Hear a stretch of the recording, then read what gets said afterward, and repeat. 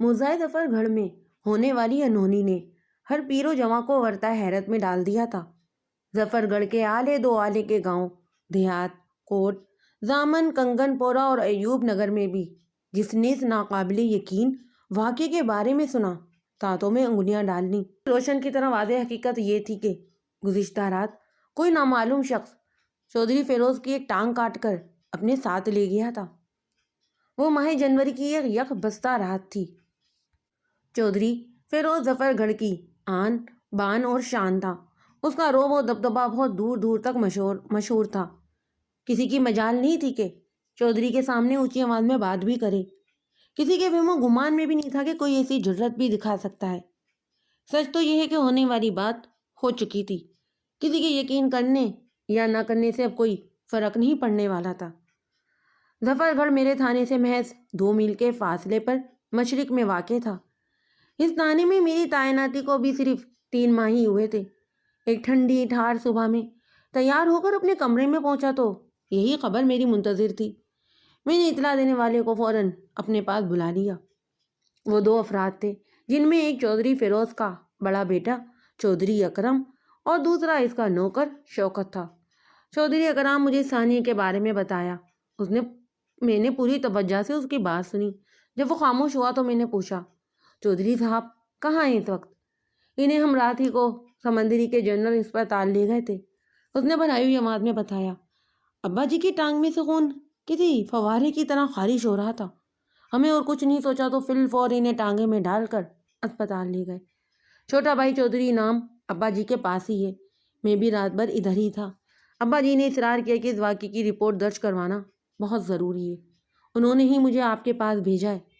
چودھری صاحب ایک عقل مند انسان ہیں۔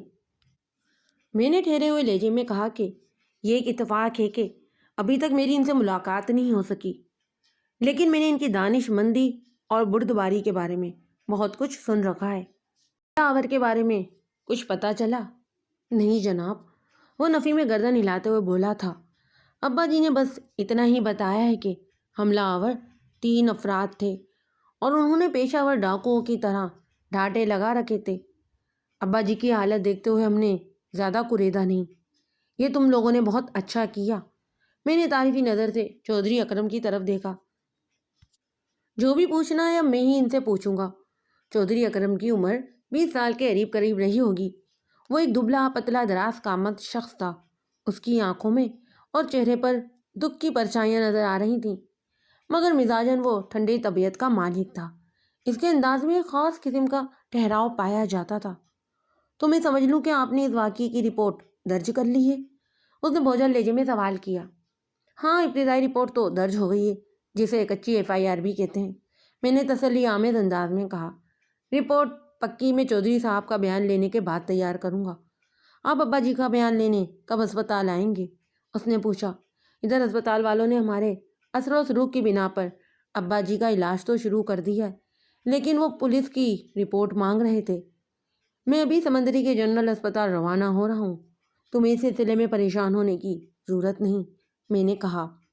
اسپتال والوں کا مطالبہ اپنی جگہ بالکل درست ہے۔ اس نوعیت کے معاملات میں پولیس کی رپورٹ کے بغیر انہیں کسی کا بھی علاج کرنے کی قانوناً اجازت نہیں ہوتی۔ تو پھر آپ مجھے اجازت دیں، وہ تشکرانہ انداز میں بولا۔ میں حویلی جا رہا ہوں تاکہ امی جی کو سنبھال سکوں۔ اس واقعے نے امی جی کی حالت کافی خراب کر دی ہے۔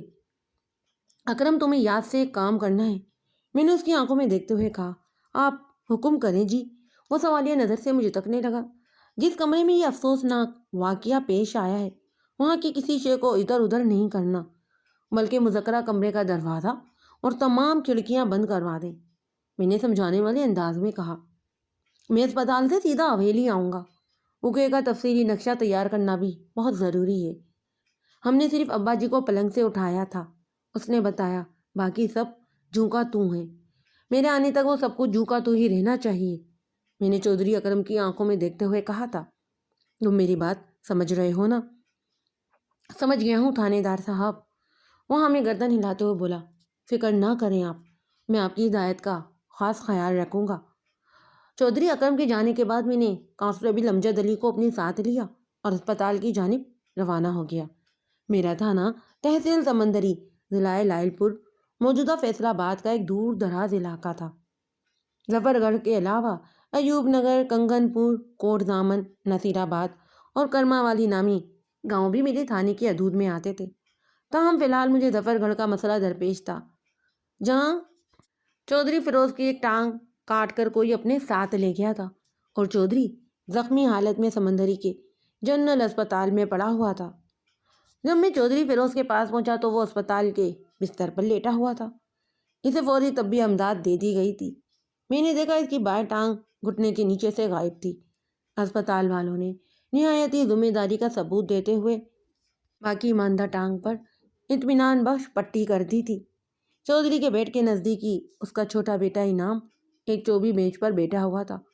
مجھے دیکھتے ہی انعام اٹھ کر کھڑا ہو گیا۔ جو آپ مجھے دیکھنے کے لیے آئے؟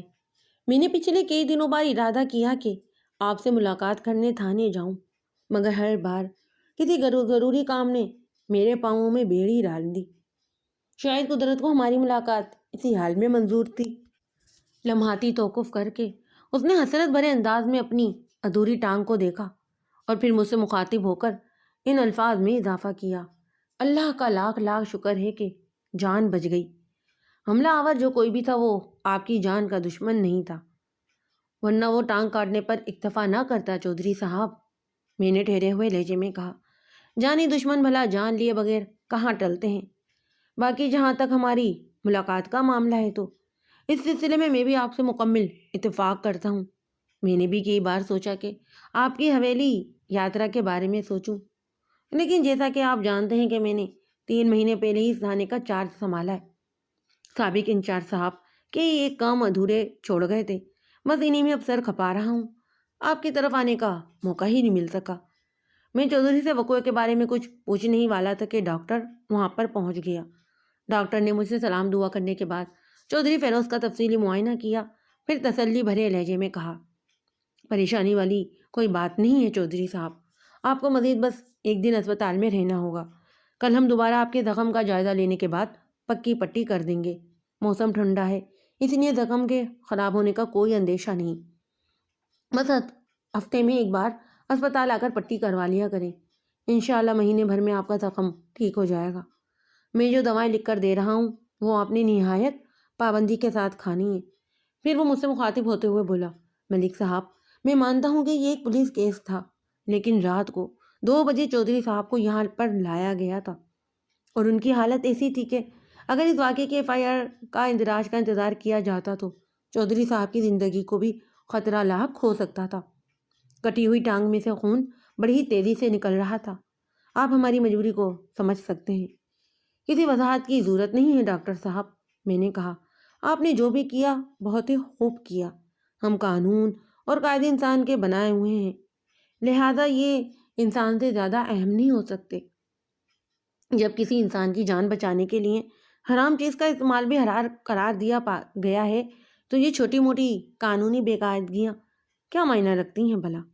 انسان اور انسانیت کی تقدیم بہت ضروری ہے، باقی سب کچھ اس کے بعد۔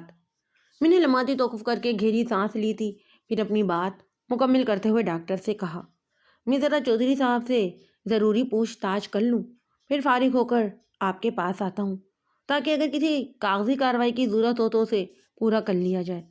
ڈاکٹر نے میرا شکریہ ادا کیا اور رخصت ہو گیا۔ میں نے چودھری فیروز سے مخاطب ہوتے ہوئے کہا، چودھری صاحب اگر آپ کو بات چیت میں کوئی دقت یا دشواری محسوس نہ ہو رہی ہو تو میں آپ سے چند سوالات کرنا چاہتا ہوں۔ میں بالکل ٹھیک ہوں ملک صاحب، وہ ہمت دکھاتے ہوئے بولا، پوچھیں آپ جو بھی پوچھنا ہے، مگر میں آپ سے علیحدگی میں بات کرنا چاہتا ہوں۔ میں نے سپاٹ آواز میں کہا، امجد تم باہر جا کر بیٹھو۔ میں نے اپنے کانسٹیبل سے کہا، پھر چودھری انعام کی طرف دیکھتے ہوئے اضافہ کیا، اور تم بھی برخودار، میں ابا جی کی اولاد ہوں، ان کا سگا بیٹا ہوں۔ چودھری انعام نے خفگی آمیز انداز میں کہا، مجھ سے کیا پردہ؟ انعام، چودھری فیروز نے بیٹے کی طرف دیکھتے ہوئے ٹھوس لہجے میں کہا، ملک صاحب جو کہہ رہے ہیں عمل کرو اس پر۔ وہ برا سا منہ بناتے ہوئے توہن کرہن کمرے سے چلا گیا۔ امجد تو اس سے پہلے ہی جا چکا تھا۔ میں چودھری فیروز کی جانب متوجہ ہو گیا اور سرسری انداز میں کہا، چودھری صاحب میں آج صبح تھانے میں چودھری اکرم سے مل چکا ہوں اور ابھی چودھری انعام کا موڈ بھی دیکھ لیا۔ آپ کے دونوں بیٹوں کی فطرت اور مزاج میں تو زمین آسمان کا تقاضا پایا جاتا ہے۔ اکرم پانی ہے تو انعام آگ، میں غلط تو نہیں کہہ رہا کچھ؟ بالکل درست اندازہ ہے آپ کا، وہ تائیدی انداز میں بولا۔ میں خود انعام کی وجہ سے فکر مند رہتا ہوں۔ یہ بڑی ہی غزیلی طبیعت کا مالک ہے، ہر وقت لڑنے اور مارنے پر تلا رہتا ہے۔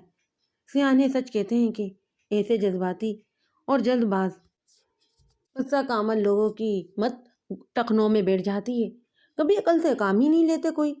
جذباتی ہونا کوئی بری بات نہیں ہے چودھری صاحب، میں نے کہا، یہ تو انسان کے زندہ ہونے کی دلیل ہے، بس جذبات پر قابو پانا بہت ضروری ہوتا ہے۔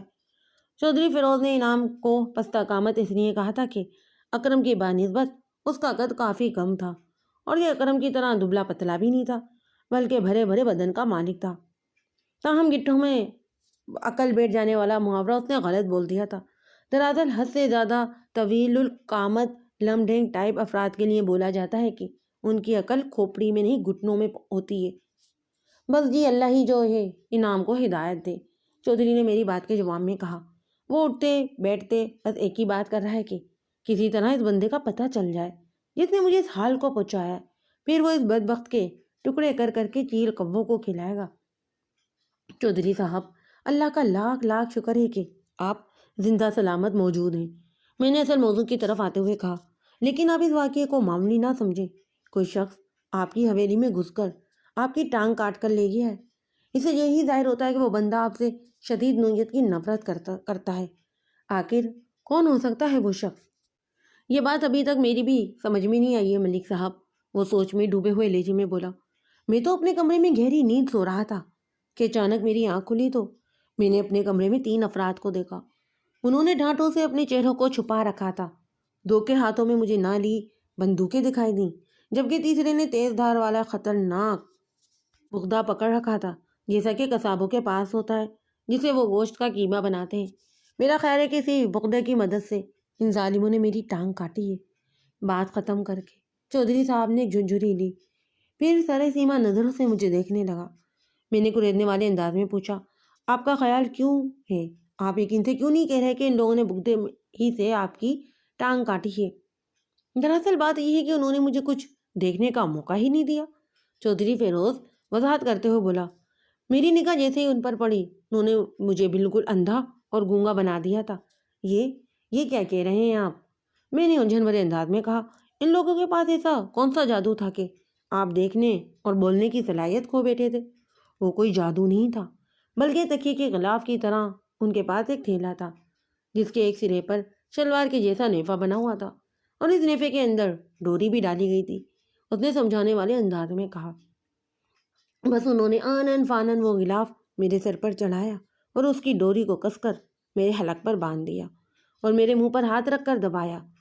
اس کے بعد انہوں نے بڑی ہی بے دردی سے بغدے کا استعمال کر کے میری ٹانگ کاٹی اور یہ جا وہ جا۔ میں نے ایک فوری خیال کے تحت پوچھا، کیا آپ اس کمرے میں اکیلے ہی سو رہے تھے؟ میرا مطلب ہے کہ آپ کی اہلیہ کہاں تھیں؟ کبرا سے آج کل میری انبن چل رہی ہے، وہ جبروز ہوتے ہوئے بولا، اسی وجہ سے ہماری خوابگاہیں بھی اب الگ ہو گئی ہیں۔ اوہ، میں نے کہا، پھر پوچھا، ٹھیک ہے کہ آپ ان 3 حملہ آور افراد کے چہرے نہیں دیکھ سکے، ان لوگوں نے آپ کی قوت گویائی پر پہرے بٹھا دیے تھے، لیکن آپ کے کان تو کھلے تھے۔ کیا اس دوران میں آپ نے انہیں آپس میں بات چیت کرتے سنا؟ ہاں، وہ ایک دوسرے سے بات تو کر رہے تھے، وہ ہمیں سر ہلاتے ہوئے بولا، لیکن میں لمحات میں تکلیف کی جس شدت سے گزر رہا تھا اس نے مجھے ان کی طرف دھیان نہیں دینے دیا، مگر یکا وہ بولتے ہوئے رک گیا اور الجھن زدہ نظر سے مجھے تکنے لگا۔ میں نے اس کی آنکھوں میں جھانکتے ہوئے سوال کیا، مگر کیا چودھری صاحب؟ آپ اچانک خاموش کیوں ہو گئے؟ ہو سکتا ہے کہ یہ میرا وہم ہو، لیکن مجھے لگتا ہے کہ ان تینوں میں سے ایک کی آواز میری جانی پہچانی تھی۔ جانی پہچانی کا آواز کا مطلب تو یہ ہوا کہ آپ اس شخص کو بہت اچھی طرح جانتے ہیں، میں نے ٹٹولنے والے انداز میں کہا۔ مجھے بتائیں کہ آپ کا شک کس پر ہے؟ اس وقت ہم مکمل اندھیرے میں کھڑے ہیں چودھری صاحب، آپ روشن کی کرن دکھائیں گے تو یہ تاریکی چھٹے گی۔ مجھے یقین ہے کہ آپ میری بات کو اچھی طرح سمجھ رہے ہوں گے۔ اگر میں غلط نہیں کہہ رہا تو وہ ماجا تھا۔ کون ماجا؟ میں نے ادراری لہجے میں پوچھا۔ ایک مفرور قیدی، وہ خوابناک انداز میں بولا۔ اس کا اصل نام معراج دین ہے، لیکن سب اسے ماجا ہی کہتے ہیں۔ وہ ظفر گڑھ کا رہنے والا تھا۔ 2 سال پہلے اس نے گاؤں کے ایک بندے نیاز احمد کو قتل کر دیا اور عدالت نے اسے عمر قید کی سزا سنائی تھی۔ جب ماجہ جیل میں عمر قید کی سزا کاٹ رہا ہے تو پھر وہ مفرور قیدی کیسے ہوا؟ میں نے سوالیہ نظر سے چودھری کی طرف دیکھا تھا۔ کچھ عرصہ پہلے سننے میں آیا تھا کہ ماجہ جیل سے فرار ہو گیا ہے، اس نے انکشاف انگیز لہجے میں بتایا۔ میری معلومات کے مطابق ماجہ جیل میں شدید بیمار پڑ گیا تھا اور جیل کی ڈسپنسری سے اس کا علاج ممکن نہیں رہا تھا، لہذا اسے کڑی نگرانی میں جیل سے شہر کے اسپتال لے جانے کا فیصلہ کیا گیا۔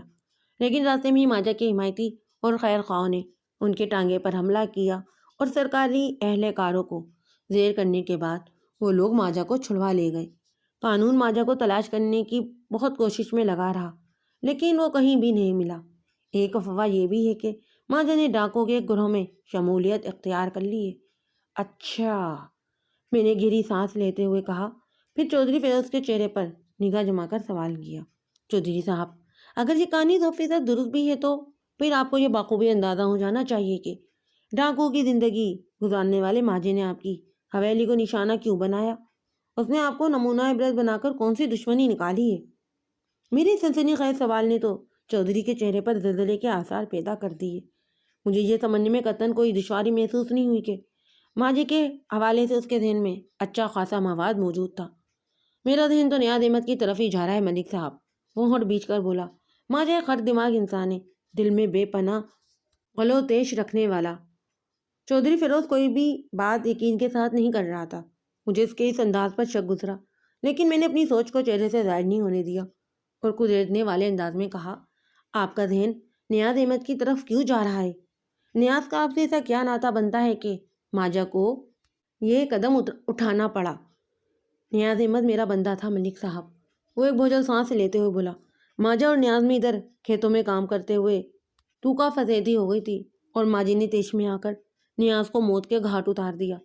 جب ماجہ کو گرفتار کیا گیا تو وہ مجھ سے توقع کر رہا تھا کہ میں اسے بچانے کی کوشش کروں گا، لیکن میں نے حق کا ساتھ دیا۔ اس طرح ماجہ عدالت سے عمر قید کی سزا پا کر جیل چلا گیا تھا۔ بس یہی ایک نکتہ ہے کہ ماجہ اپنے دل و دماغ میں میرے لیے انتقامی سوچ رکھ سکتا ہے۔ یہ میرا اندازہ ہے ملک صاحب، جو کہ غلط بھی ہو سکتا ہے۔ میں آپ سے کچھ چھپانا نہیں چاہتا تھا، اس لیے سب کچھ بتا دیا۔ چودھری فیروز نے مجھے جو معلومات فراہم کی، اس کے پیچھے اس کے کیا مقاصد کار فرما تھے، مجھے اس کا قطعاً اندازہ نہیں تھا، کیونکہ نیت کا حال اور دل کا حوال تو صرف خدا تعالیٰ ہی جانتا ہے۔ میرا اس گفتگو سے مجھے سوچنے کے لیے ایک راستہ مل گیا تھا۔ میرے دماغ میں ایسی کھڑکیاں کھل گئی تھیں جس سے جھانک کر میں اس حقیقت تک بآسانی رسائی حاصل کر سکتا تھا۔ آپ کو پریشان ہونے کی ضرورت نہیں ہے چودھری صاحب، میں نے چچکی بھرے انداز میں کہا۔ میں بہت جلد حقائق کی تہہ میں اتر کر اس معمے کو حل کر لوں گا، پھر دودھ کا دودھ اور پانی کا پانی الگ ہو جائے گا۔ آپ کے ساتھ زیادتی کرنے والا ماجہ ہو یا کوئی اور، وہ قانون کی پکڑ سے بچ نہیں سکے گا۔ جس طرح چودھری فیروز نے گھما پھرا کر بات کی تھی، میں نے بھی ویسے ہی اسے الجھن بھری باتوں میں ڈال دیا تھا۔ اس نے امید بھری نظروں سے مجھے دیکھتے ہوئے کہا، ملک صاحب، میں ایک خاندانی شخص ہوں۔ گزشتہ کئی پشتوں سے ہمارا خاندان ظفر گڑھ پر راج کر رہا ہے۔ اس گاؤں کا نام میرے دادا چودھری ظفر کے نام پر ہے۔ ظفر گڑھ اور اس سے بھی باہر ہر کوئی باہر ہمارا بہت احترام کرتا ہے۔ آج تک کسی کی جرات نہیں ہوئی کہ ٹیڑھی آنکھ سے بھی ہماری طرف دیکھ سکے، اور اس نامراد نے میری حویلی میں گھس کر یہ قیامت ڈھائی ہے۔ آپ مجھ سے وعدہ کریں کہ وہ خبیث جب بھی آپ کے ہتھے چلے گا تو آپ اسے میرے حوالے کریں گے۔ میں اس ذلیل انسان کو اسی دردناک موت سے ہمکنار کروں گا کہ رہتی دنیا تک لوگ اس کے حشر کو یاد رکھیں گے، عبرت پکڑیں گے اس سے۔ میں چونکہ اس سے ایسا کوئی وعدہ نہیں کر سکتا تھا، اس لیے ٹھہرے ہوئے لہجے میں کہا، چودھری صاحب، آپ اپنے دماغ پر زیادہ دباؤ نہ ڈالیں، اس وقت آپ کو آرام کی اشد ضرورت ہے۔ مجھے یقین ہے کہ میں اس ظالم کو بہت جلد اپنی گرفت میں لے لوں گا، پھر وہ بدبخت قرار واقعی سزا سے بچ نہیں سکے گا۔ اس نے ہمیں سر ہلانے پر بس اکتفا کیا۔ میں اسے تسلی و تشکیل دے کر سمندر کے جنرل اسپتال سے نکل آیا۔ وہ ایک کشادہ خواب گاہ تھی۔ میرے اندازے کے مطابق اس کمرے کی پیمائش 15 فٹ رہی ہوگی۔ کمرے کے وسط میں ایک کنگ سائز پلنگ بچھا ہوا تھا، جس پر موسم کی مناسبت سے گرم چادر موجود تھی۔ مذکرہ بستر کے بیشتر حصے خون آلود تھے۔ پلنگ کے پہلو میں کمرے کے فرش پر خون پھیلا ہوا تھا، اور اسی خون میں مجھے ایک چوبی مٹھی پڑی دکھائی دی، جس کی پالائی سطح پر بھی خون لگا ہوا تھا۔ مجھے یہ سمجھنے میں قطعاً کوئی دشواری محسوس نہیں ہوئی کہ چودھری فیروز کی بائیں ٹانگ کو اسی منڈی یعنی کہ درخت کے تنے کا وہ گول حصہ قصاب جس پر گوشت کو رکھ کر کاٹتے ہیں، اسے منڈی یا مڈی یا کٹنگ بورڈ بھی کہا جا سکتا ہے، رکھ کر بگدے کی مدد سے کاٹا گیا تھا۔ بعد ازاں حملہ آور چودھری کو کٹی ہوئی ٹانگ کے ساتھ بستر پر پھینک کر وہاں سے چلے گئے تھے۔ مذکرہ کمرے میں 2 دروازے اور ایک بڑے سائز کی کھڑکی تھی۔ ایک دروازہ حویلی کے اندرونی حصے میں کھلتا تھا جسے چودھری نے اندر سے بند کر رکھا تھا، جبکہ دوسرے دروازے کے سامنے حویلی کا کشادہ صحن تھا۔ اسی دروازے پر ساتھ میں کھڑکی بھی تھی۔ اس کھڑکی کے تمام پٹ اندر سے اچھی طرح بند تھے، تاہم صحن کی جانب کھلنے والے دروازے کو باہر سے بند کیا گیا تھا، اور یہ کام چودھری اکرم نے میری ہدایت پر کیا۔ غالب امکان اسی بات کا تھا کہ حملہ آور اسی دروازے سے گزرنے کے بعد چودھری فیروز تک پہنچے تھے۔ گویا حملہ آوروں کو اس امر کا بخوبی علم تھا کہ ان دنوں چودھری فیروز اس کمرے میں سویا کرتا تھا، اور میرے نزدیک یہ اہم نکتہ تھا جو کہ نہایت ہی قابل غور اور توجہ طلب تھا۔ حملہ آوروں نے بڑی ہی باریک بینی سے منصوبہ بندی کی تھی، ورنہ چودھری فیروز کی رہائش گاہ میں گھسنا کوئی آسان کام نہیں تھا۔ انہوں نے اپنی حکمت عملی سے یہ مشکل کام کر دکھایا تھا۔ بالفاظ دیگر وہ 3 ڈھاٹا پوش اس حویلی کی سیکیورٹی کو انگوٹھا دکھا کر اندر چلے گئے۔ چودھری فیروز کی تولیت پر اس واقعے نے ایک بہت بڑا سوالیہ نشان کھڑا کر دیا تھا۔ جائے وقوع کی کارروائی مکمل کرنے کے بعد میں چودھری اکرم اور اس کی والدہ چودھرائن کبریٰ بیگم کو ساتھ لے کر حویلی کی کشادہ بیٹھک میں آ گیا۔ چودھری اکرم سے آج صبح تھانے میں میری ایک مختصر سی ملاقات ہو چکی تھی، تاہم ابھی یہ کچھ بات پوچھنا باقی تھا، لہٰذا میں نے ان ماں بیٹے کو اپنے سامنے بٹھا لیا۔ چودھری صاحب کے ساتھ جو واقعہ پیش آیا اس کی جتنی بھی مذمت کی جائے وہ کم ہے۔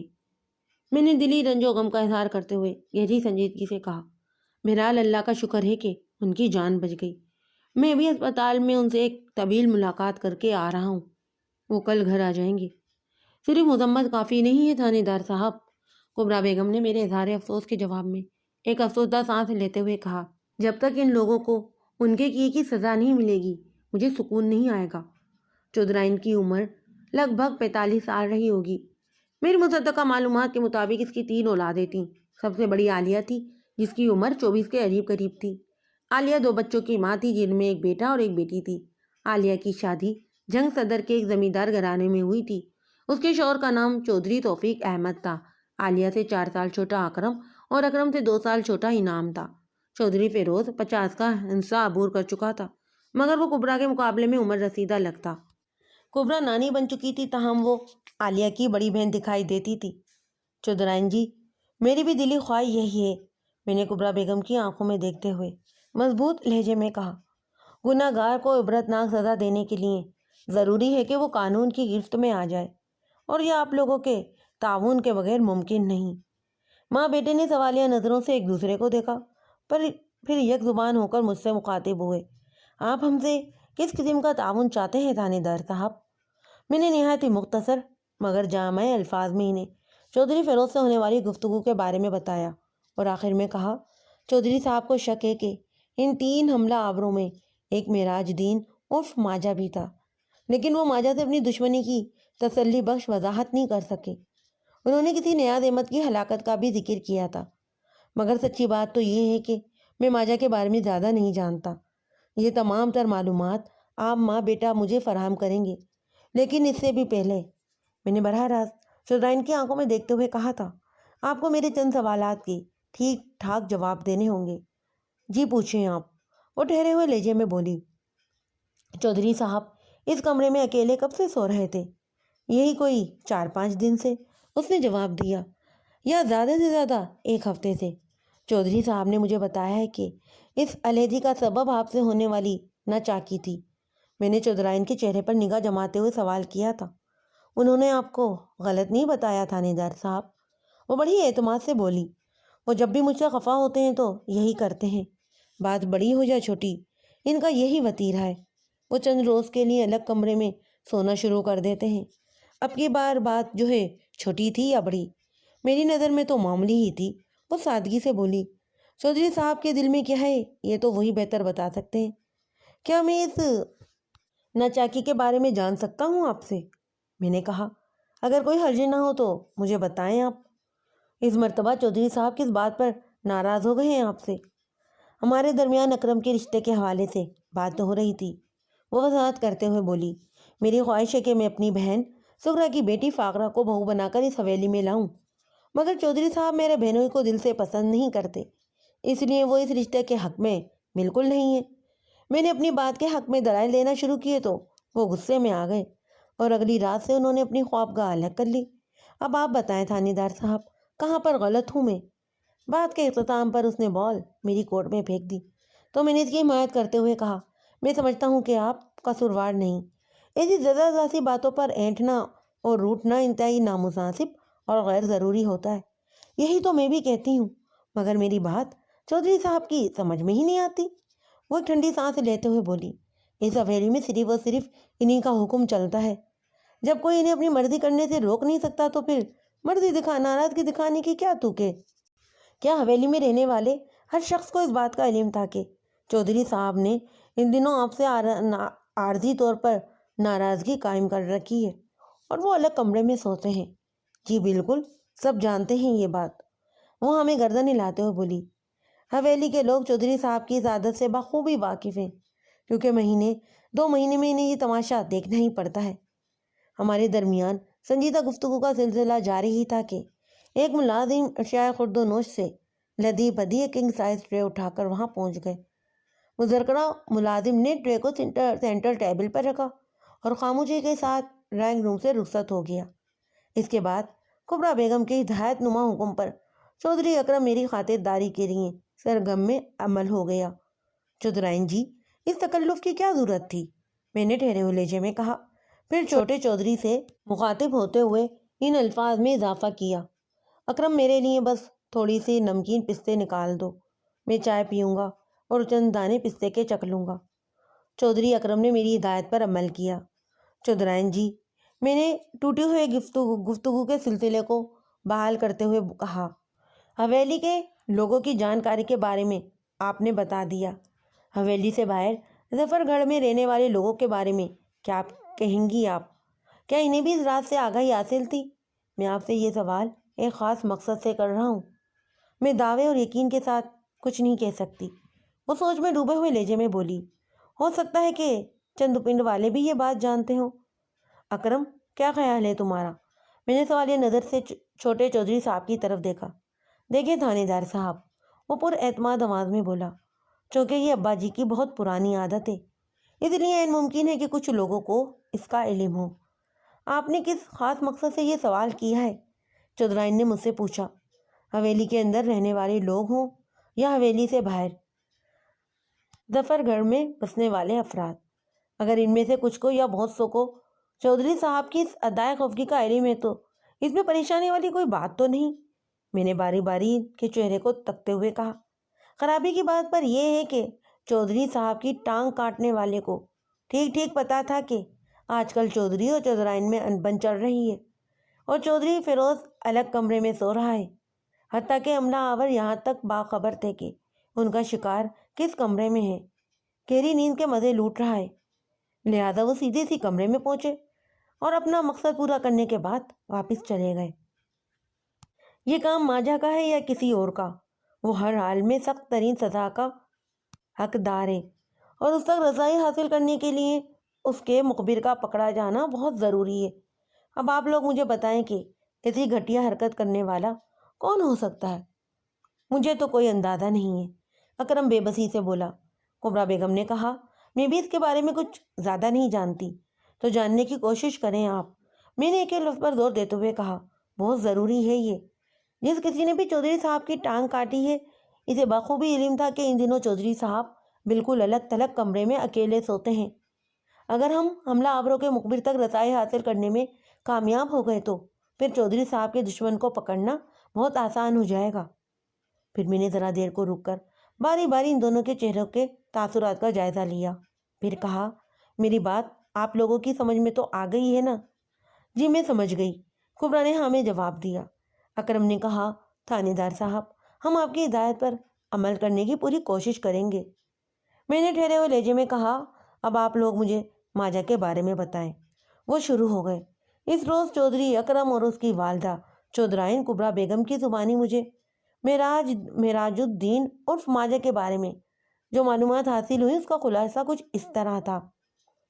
ماجا کا باپ سراج الدین موضع ظفر گھر کا پرانا رہنے والا تھا۔ اس کی صرف 2 ہی اولادیں تھیں، ایک بیٹا ماجا اور دوسری بیٹی شادہ۔ ماجا شادہ سے 5 سال بڑا تھا، جس کی عمر اس وقت 25 سال تھی۔ سراج الدین کی بیوی صفیہ ایک نابینا عورت تھی۔ وہ پیدائشی اندھی نہیں تھی۔ اوائل عمروں میں اس کی آنکھوں میں ایک خطرناک بیماری نے اس کی بینائی چھین لی۔ سراج الدین کے پاس 5 ایکڑ اراضی تھی۔ ماجا اپنے باپ کے ساتھ اس زمین پر کھیتی باڑی کرتا تھا، لیکن اس کے ساتھ ہی وہ آوارگی کے لیے بھی کافی وقت نکال لیا کرتا تھا۔ ماجا گاؤں ہی کی ایک لڑکی تاجی سے محبت بھی کرتا تھا۔ واضح رہے کہ میں اس وقت آپ لوگوں کی خدمت میں اکرم اور کبرا کا نقطۂ نظر پیش کر رہا ہوں۔ ان ماں بیٹے کے مطابق سراج الدین نے چودھری صاحب سے کچھ رقم ادھار لے رکھی تھی، مگر وہ حسب وعدہ یہ رقم نہیں لوٹا پایا تھا، جس پر چودھری صاحب نے پہلے تو خفگی کا اظہار کیا، پھر ایک روز اسے خوب ہی ڈانٹا ڈپٹا۔ چودھری صاحب نے اس پر واضح کر دیا کہ وہ کچھ بھی کرے مگر 1 ماہ میں ان کی رقم لوٹائے۔ ابھی 1 ماہ کا عرصہ بھی پورا نہیں ہوا تھا کہ کھیتوں میں ماجا کی چودھری کے ایک ملازم نیاز احمد سے مدبھیڑ ہو گئی۔ ماجا اپنی زمین کو پانی لگانا چاہتا تھا اور نیاز احمد اسے ایسا کرنے سے روک رہا تھا۔ نیاز احمد کا کہنا یہ تھا کہ وہ یہ سب کچھ چودھری صاحب کے حکم پر کر رہا ہے۔ چودھری صاحب نے کہا ہے کہ جب تک سراج الدین ان کا قرضہ واپس نہیں کر دیتا اسے اپنی زمین میں کاشتکاری کرنے کی اجازت نہیں دی جا سکتی۔ دونوں کے بیچ تلک کلامی کا سلسلہ بڑھا اور یہ سلسلہ ہاتھا پائی پر جہاں پہنچا۔ ماجا کے اس وقت ہاتھ میں پھاوڑا تھا۔ جب نیاز نے ماجا کی بہن اور ماں کو مغنیزاد میں تولنا شروع کیا تو اس کی بردا جواب دے گئی، پھر اس کا پھاوڑا والا ہاتھ حرکت میں آ گیا۔ اس نے تیش کے عالم میں نیاز کے سر پر اس کے کئی وار کیے۔ نتیجہ نیاز کسی کٹے ہوئے شتر کے مانند زمین بوس ہو گیا اور موقع پر ہی اس کی موت واقع ہو گئی۔ نیاز کے قتل کے جرم میں ماجا عمر قید کی سزا پا کر جیل چلا گیا تھا۔ یہ واقعہ 2 سال پہلے کا تھا۔ آئندہ 2 سالوں میں ماجا کا خاندان 3 تیرا ہو گیا۔ وہ خود تو عمر قید کی سزا کاٹنے جیل کے بلند اور بالا سلاخ دیواروں کے پیچھے چلا گیا تھا۔ اس کی عدم موجودگی میں پہلے اس کے باپ کی موت ہوئی، اس کے بعد ان کے گھر پر ایک رات ڈاکوؤں نے حملہ کیا۔ گھر میں لوٹنے کے لیے کچھ بھی نہیں تھا۔ وہ ڈاکو دراصل ماجا کی بہن شادہ کو اٹھانے آئے تھے۔ نابینا ماں نے مزاحمت کی برائے نام کوشش کی تو ڈاکوؤں نے اس کے سینے میں برچی اتار کر اسے موقع پر ہی ٹھنڈا کر دیا۔ شادہ اپنی جان بچانے کے لیے مکان کی چھت پر پہنچ گئی، مگر ڈاکوؤں نے اس کا پیچھا نہیں چھوڑا۔ شادہ ان لمحات میں جائے تو جائے کہاں والی صورتحال میں گر گئی تھی۔ اپنی جان اور عزت کو بچانے کے لیے اسے موت کا راستہ ہی نظر آیا، بس پھر وہ چھت سے ہی کود گئی۔ میں مزید 10 منٹ تک حویلی میں رکا، پھر اکرم اور کبرا کو ضروری ہدایت دے کر وہاں سے چلا آیا۔ ان ماں بیٹے سے حاصل ہونے والی معلومات کی صحت کو چیک کرنا بہت ضروری تھا، لہذا تھانے پہنچ کر میں نے حوالدار خادم حسین کو اپنے کمرے میں بلا لیا۔ خادم حسین ایک سمجھدار اور سنجیدہ طبع پولیس اہلکار تھا اور اپنے کام کا ماہر بھی۔ خادم حسین نے کمرے میں آ کر مجھے سلام کیا، پھر میرے اشارے پر وہ میز کی دوسری جانب رکھی کرسی پر بیٹھ گیا تھا۔ اس کے بعد سوالیہ نظروں سے مجھے تکنے لگا۔ خادم حسین، میں نے اس کی آنکھوں میں دیکھتے ہوئے گفتگو کا آغاز کیا۔ چودھری فیروز کو پیش آنے والے واقعے کے حوالے سے مجھے ایک اشارہ ملا ہے، میں چاہتا ہوں کہ تم روشنی ڈالو اس پر۔ حکم کریں آپ ملک صاحب، وہ ہمدن گوش ہوتے ہوئے بولا۔ میں حاضر ہوں جناب۔ چودھری کو یہ شک ہے کہ ان حملہ آوروں میں ایک ماجا بھی تھا۔ میں نے کہا، وہی ماجا جو کچھ عرصے پہلے جیل سے اسپتال جاتے ہوئے راستے میں فرار ہو گیا تھا۔ میرا مطلب ہے کہ ماجا کے حمایتی اسے پولیس کی تحویل سے چھڑا کر لے گئے تھے اور آج کل ماجا اپنے انہی حمایتی ڈاکوؤں کے گروہ کا حصہ ہے۔ خادم حسین نے پوری توجہ سے میری بات سنی اور میرے خاموش ہونے پر ٹھہرے ہوئے لہجے میں بولا، بالکل ٹھیک کہہ رہے ہیں آپ ملک صاحب۔ 6 مہینے پہلے ہی ماجا پولیس کی تحویل سے فرار ہو گیا تھا۔ اسے ڈھونڈنے کی بہت کوشش کی گئی، لیکن ایسی کوئی بھی کوشش کامیابی سے ہمکنار نہیں ہو سکی۔ اس علاقے میں کئی میل تک گھنا جنگل پھیلا ہوا ہے جو ڈاکوؤں کے لیے ایک محفوظ پناہ گاہ کی حیثیت کا حامل ہے۔ وہ لوگ قانون کی نگاہ سے بچنے کے لیے جنگل کے اندرونی حصے میں بآسانی پہنچ جاتے ہیں۔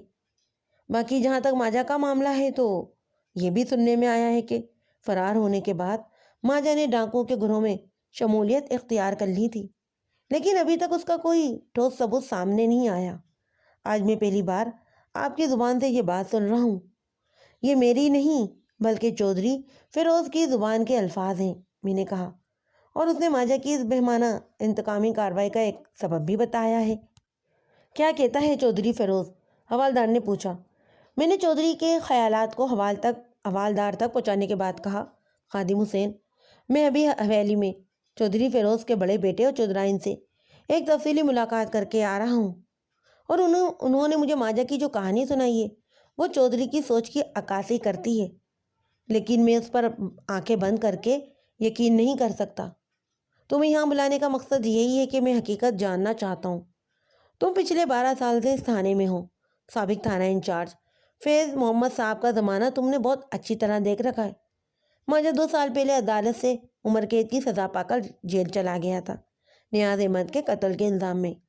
آپ لوگوں نے ہی ماجا کو گرفتار کیا تھا اور پھر چالان تیار کر کے اسے حوالہ عدالت کیا تھا، لہذا اس عمر میں کسی شک و شبے کی گنجائش نہیں کہ تم ماجا اور اس کے پس منظر سے بخوبی واقف ہو۔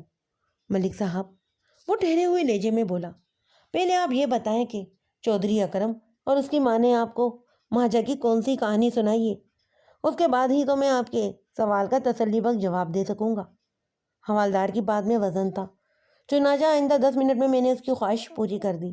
ملک صاحب، ان لوگوں نے آپ سے ایک باتیں چھپائی ہیں، خادم حسین نے کہا، اور بعض واقعات کو مسخ کرنے کی کوشش کی ہے۔ جب نیاز احمد کے قتل کا واقعہ پیش آیا تھا اس وقت تک ماجا کا کوئی کرمنل ریکارڈ موجود نہیں تھا۔ وہ پہلی مرتبہ کسی قانونی معاملے میں پھنسا تھا، لیکن یہ ایک ناقابل تردید ٹھوس حقیقت تھی کہ ماجا نے ہی نیاز احمد کو موت کے گھاٹ اتارا تھا، لہذا وہ سزا سے نہ بچ سکا، اور اس کی 2 بنیادی وجوہات بھی تھیں۔ نمبر 1، قتل نیاز کا مدعی چودھری فیروز جیسا طاقتور شخص تھا۔ نمبر 2، ماجا نے اپنے بیان حلفی میں اقبال جرم کر لیا تھا۔ وہ سانس لینے کی غرض سے تھما، پھر سلسلہ کلام کو آگے بڑھاتے ہوئے بولا، ماجا تھانے سے عدالت اور عدالت سے جیل چلا گیا، اور اس نے جو جرم کیا تھا اس کی یہی سزا ہو سکتی تھی۔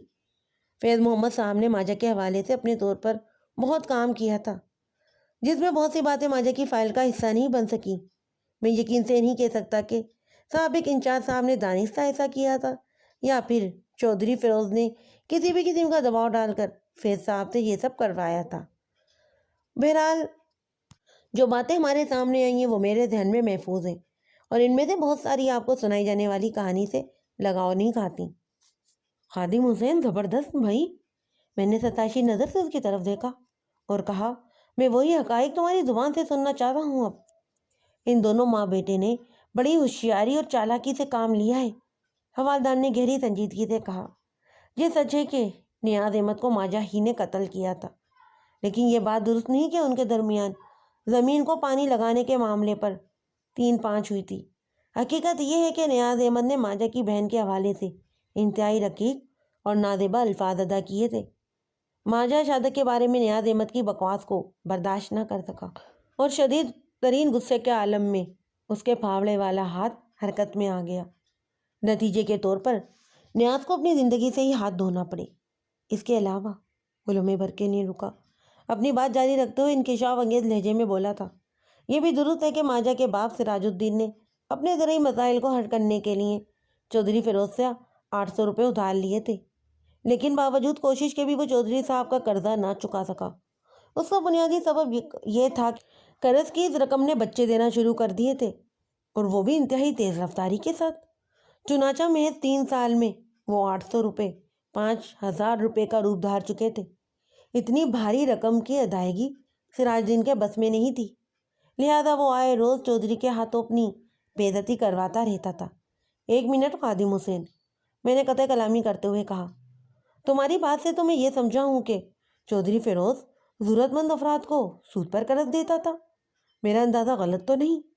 بالکل نہیں ملک صاحب، منفی میں گردن ہلاتے ہوئے بولا، بالکل ٹھیک سمجھے ہیں آپ۔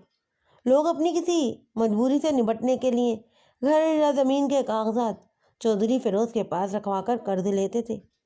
ایسے خوش نصیب بہت ہی کم دیکھنے میں آئے ہیں جو چودھری کا قرض ادھار اتارنے میں کامیاب ہوئے ہوں، کیونکہ بیاج کی رقم اتنی تیزی سے بڑھتی ہے کہ قرض دار کے ہوش اڑ جاتے ہیں اور انتہائی بے بسی کے عالم میں اسے اپنا گھر زمین چودھری فیروز کے نام لکھوانا پڑتی ہے۔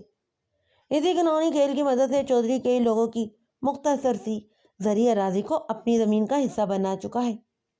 جس صبح سراج الدین اپنے کمرے میں مردہ پایا گیا، اس سے چند روز پہلے چودھری فیروز نے اسے اپنی حویلی میں بلا کر نہ صرف بری طرح ذلیل کیا بلکہ اس کی 5 ایکڑ زمین بھی اپنے نام لکھوا دی تھی۔ پٹواری، نمبردار اور غرض ہر مطلع شخص کے ساتھ چودھری فیروز نے بنا کر رکھی ہوئی ہے، اسی لیے کبھی اس کا کوئی کام نہیں رکا۔ سراج الدین کا جوان جہاں اکلوتا بیٹا عمر قید کی سزا پا کر اب جیل جا چکا تھا، روزی روٹی کا واحد ذریعہ وہ 5 ایکڑ زرعی اراضی بھی اس کے ہاتھ سے نکل کر چودھری فیروز کی ملکیت کا حصہ بن گئی تھی۔ ان حالات میں سراج کو دل کا دورہ نہ پڑتا تو اور کیا ہوتا ملک صاحب؟ حوالدار نے لمحاتی توقف کر کے سوالیہ نظروں سے مجھے دیکھا۔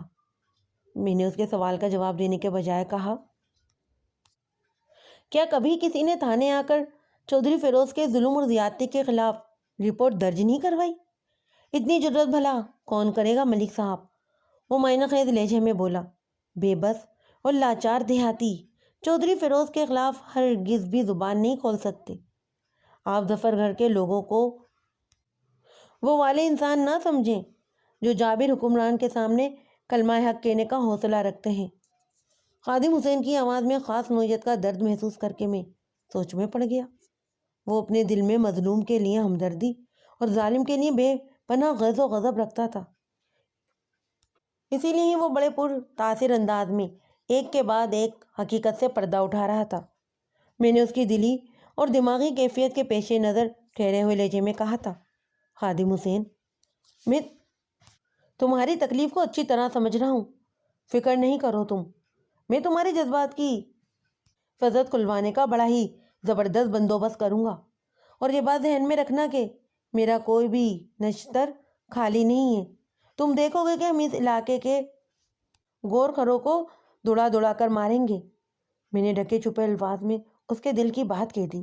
وہ دراری لہجے میں بولا، ملک صاحب، میرے اندر سے یہ آواز آتی ہے کہ میں آپ سے اس قسم کی امید رکھ سکتا ہوں۔ آپ بڑے ہی وکری ٹائپ کے تھانے دار صاحب ہیں، اور تم بھی کوئی روایتی حوالدار نہیں ہو خادم حسین۔ میں نے اس کی آنکھوں میں آنکھیں ڈال کر توصیفی انداز میں کہا، مجھے توقع ہے کہ تمہارے ساتھ میری خوب نبھے گی۔ اب ذرا تم مجھے ماجا کی بہن شادہ کی موت کے بارے میں بتاؤ۔ یہ ٹھیک ہے کہ شادہ نے چھت سے کود کر خودکشی کر لی تھی، مگر ڈاکوؤں والی کہانی بالکل درست نہیں۔ وہ سوچ میں ڈوبے ہوئے لہجے میں بولا، دراصل چھوٹے چودھری نام کی شادہ پر بری نظر تھی۔ ماجا جیل چلا گیا اور سراج الدین بھی دنیا سے رخصت ہو گیا تھا۔ شادہ کی ماں صفیہ بی بی کی آنکھیں بے نور تھیں، مطلب یہ کہ شادہ کی عزت کا حفاظت کرنے والا کوئی نہیں رہا تھا، لہٰذا اس نے گھر سے نکلنا ہی چھوڑ دیا۔ شادہ کے اس عمل نے چودھری نام کی بے غیرتی برادر ضد کو ہوا دی اور انہوں نے شادہ کو اٹھوانے کا منصوبہ بنا لیا۔ اس رات جو ڈاکو شادہ کے گھر پر حملہ آور ہوئے وہ چودھری نام کے بھیجے ہوئے بندے تھے۔ نابینا صفیہ نے اپنی بیٹی کو بچانے کی جو لوڑی لنگڑی کوشش کی، اس کے نتیجے میں وہ زندگی کی بازی ہار گئی۔ شادہ نے اپنی آنکھوں کے سامنے ماں کو موت کے منہ میں جاتے ہوئے دیکھ لیا تھا، اسی لیے اس نے فرار ہونے کے لیے چھت کی راہ لی۔ اسے اچھی طرح اندازہ ہو گیا تھا کہ وہ لوگ اسے کسی بھی قیمت پر نہیں چھوڑیں گے، لہٰذا جب اسے اپنے بچاؤ کا کوئی راستہ دکھائی نہیں دیا تو اس نے جان گنوا کر اپنی عزت بچا لی۔ وہ معصوم لڑکی چودھری نام کے جبر کی بھیٹ چڑھ گئی۔ بات کے اختتام پر خادم حسین اداسی بری نظر سے مجھے تکنے لگا۔ میں نے ایک بوجھل سانس لیتے ہوئے کہا، مطلب یہ کہ ہمیں کھانا کمینے اسد وہاں میں گردن ہلا کر رہ گیا۔ خادم حسین، میں نے گہری سنجیدگی سے کہا، جب تمہیں چودھری خاندان کے کالے کرتوتوں کی جانکاری ہے تو میں مان نہیں سکتا کہ سابق تھانہ انچارج اس حقائق سے واقف نہ ہو۔ فیض صاحب یہ ساری باتیں جانتے تھے جناب، حوالدار نے کہا۔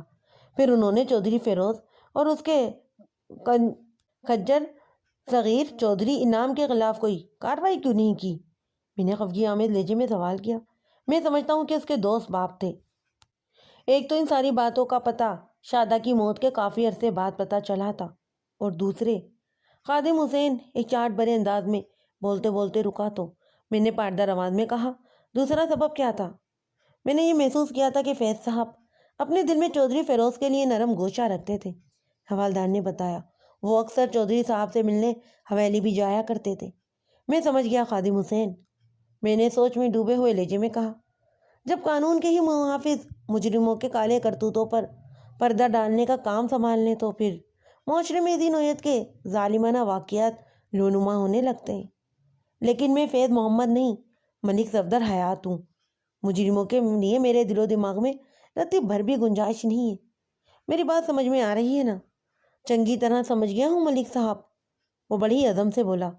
اس نیک کام میں آپ کے قدم با قدم اپنے ساتھ پائیں گے آپ مجھے؟ دیکھو خادم حسین، میں نے گمبھیر آواز میں کہا، جو گزر گیا سو گزر گیا۔ آئندہ کے لیے ہمیں اپنی آنکھیں اور کان کھلے رکھنا ہوں گے۔ پچھلی رات چودھری فیروز کے ساتھ جو واقعہ پیش آیا تھا، اس کی تفتیش کے دوران میں بہت ساری ایسی نئی باتیں اور نئی چیزیں کھل کر سامنے آئیں گی جن کے ڈانڈے ماضی سے جا کر ملتے ہوں گے۔ لہذا ہمیں گڑے مردے اکھیڑنے کا بھی خاطر خواہ موقع ملے گا۔ اگر ماجہ کے حوالے سے چودھری فیروز کا شک درست ہے تو پھر یہ بھی طے ہے کہ ماجہ کو جیل میں سراج الدین، صفیہ اور شہادت کی المناک اموات کی خبریں ملی ہوں گی۔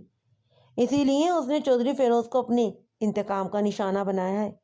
اس نے چودھری کو موت کے گھاٹ نہیں اتارا بلکہ نمونہ عبرت بنا کر چھوڑ دیا ہے۔ میری نظر میں ماجہ کا اگلا شکار چودھری انعام ہو سکتا ہے۔ کیا خیال ہے تمہارا خادم حسین؟ اتفاق کرتا ہوں میں آپ سے ملک صاحب، وہ ہمیں گردن ہلاتے ہوئے بولا۔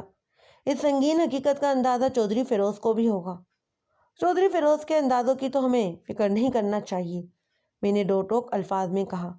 وہ جو سوچتا ہے سوچتا رہے۔ ہمیں پہلی فرصت میں اس بندے کو گرفت میں لینا ہے جو گزشتہ رات ڈاکو کے بھیس میں قصاب کا کردار ادا کرتے ہوئے چودھری فیروز کے بائیں ٹانگ کاٹ کر اپنے ساتھ لے گیا ہے۔ اور اگر اس بہیمانہ کارروائی میں ماجہ ہی ملوث ہے تو ہمیں جلد از جلد اس کے مخبر کا سراغ لگانا ہوگا۔ اگر وہ نامعلوم خبری ہمارے ہاتھ لگ گیا تو پھر ماجہ کو چھاپنا بہت آسان ہو جائے گا۔ بالکل ٹھیک کہہ رہے ہیں آپ ملک صاحب، خادم حسین نے ایک بار پھر گردن کو تائیدی انداز میں ہلاتے ہوئے کہا۔ کل صبح چودھری فیروز اسپتال سے حویلی آئے گا اور چودھری انعام اپنے باپ کے ساتھ سائے کی طرح لگا ہوا ہے۔ اگر ہم دو سادہ لباس اہلکاروں کو حویلی کی خفیہ نگرانی پر معمول کر دیں تو ہمیں اہم معلومات حاصل ہو سکتی ہیں۔ اچھا آئیڈیا ہے، میں نے سراہنے والے انداز میں کہا۔ تم کل صبح ہی دو ہوشیار قسم کے سادہ لباس پولیس اہلکاروں کو ضروری ہدایت کے ساتھ ظفر گڑھ روانہ کر دینا۔ بات کی بعد میں دیکھی جائے گی۔ جی ٹھیک ہے، وہ فرما برداری سے بولا۔ میں ماجہ کے کیس کے حوالے سے اہم کاغذات کو آج اپنے ساتھ کوارٹر پر لے جاؤں گا تاکہ رات میں باریک بینی اور توجہ کے ساتھ میں ان کا مطالعہ کر سکوں۔ ہو سکتا ہے کہ 2 سال پرانے اس کیس کی فائل میں مجھے کوئی کام کی چیز مل جائے۔ بالکل درست فرمایا ہے آپ نے، خادم حسین نے عقیدت بھرے انداز میں کہا۔ اس رات میں کافی دیر تک نیاز مرڈر کیس والی فائل کے ساتھ سر کھپاتا رہا، لیکن مجھے کہیں بھی کوئی ایسا پوائنٹ نہیں ملا جو ماجہ کی موافقت اور چودھری فیروز کی مخالفت میں جاتا ہو۔ یہ رپورٹ چونکہ سابق تھانہ انچارج فیض محمد نے تیار کی تھی، لہذا یہی ہونا تھا جو نظر آ رہا تھا۔ فیض صاحب تو چودھری فیروز کے ہم جیلس ہونے کا اعزاز رکھتے تھے، پھر وہ چودھری اس کے خاندان کے کسی فرد کے خلاف کوئی تہمت یا تکذیبی کارروائی کیسے کر سکتے تھے؟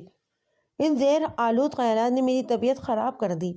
پولیس ڈپارٹمنٹ سے تعلق رکھنے والا کوئی ذمہ دار جب انتہائی غیر ذمہ داری کا مظاہرہ کرتا ہے تو بالفاظ دیگر وہ ڈپارٹمنٹ کے منہ پر تماشا رسید کر رہا ہوتا ہے، کیونکہ اس کے ایسے عمل سے قانون ٹٹول بن کر رہ جاتا ہے۔ ابتدا میں میرے ذہن میں چودھری فیروز کی شخصیت کے حوالے سے جو صحت مند اور اچھا تاثر قائم ہوا تھا، تلک حقائق آشکار ہونے کے بعد وہ کرچی کرچی ہو کر میری یادداشت میں بکھر گیا۔ ان تکلیف دہ لمحات میں خود کو نیند کی دیوی کے حوالے کرنے سے پہلے ارادہ باندھا کہ کل کسی وقت میں ماجہ کی محبوبہ سے ایک تفصیلی ملاقات ضرور کروں گا۔ مجھے امید تھی کہ تاجی میرے لیے کافی کارآمد ثابت ہوگی۔ 21 جنوری کی صبح بڑی سنسنی خیز اور ہنگامہ پر ثابت ہوئی۔ میں حسب معمول نماز فجر ادا کرنے کے بعد ناشتے کی تیاری کر رہا تھا کہ میرے کوارٹر کے دروازے پر دستک ہوئی۔ اس خلاف توقع دستک نے مجھے چونکنے پر مجبور کر دیا۔ جب میں نے دروازہ کھولا تو سامنے کانسٹیبل رئیس کو کھڑے دیکھا۔ اس کے چہرے پر ہوائیاں اڑ رہی تھیں۔